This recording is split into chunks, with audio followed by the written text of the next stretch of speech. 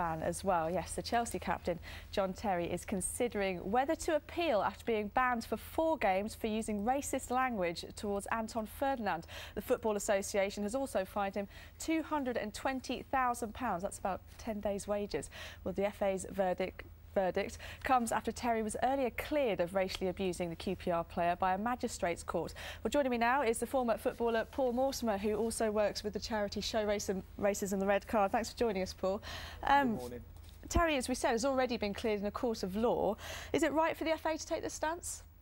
Well, yeah, the FA are different from the Court of Law. They have their different rules and set procedures and standards, and I think what they're saying is, you know, as footballers are role models, it's about how we conduct ourselves on the football pitch. And were the words used, and they were admittedly they were used, so it was, I think it was fairly obvious that something was going to be done about it. I think it's also important that we welcome the verdicts, and we're definitely going to have to wait and see what the full report says, because, you know, obviously that's what John Terry's looking at too. Of course, I mean, he can, of course, appeal this, but what do you think this punishment and the message, what do you think it sends out? Could it be a turning point? I hope so.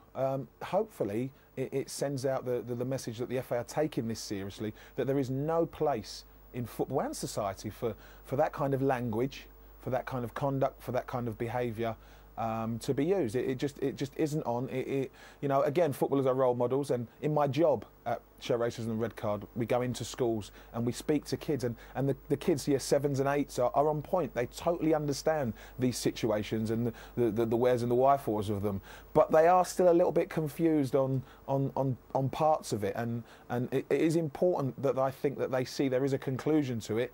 There is a consequence to the behaviour that they see, because they do copy it.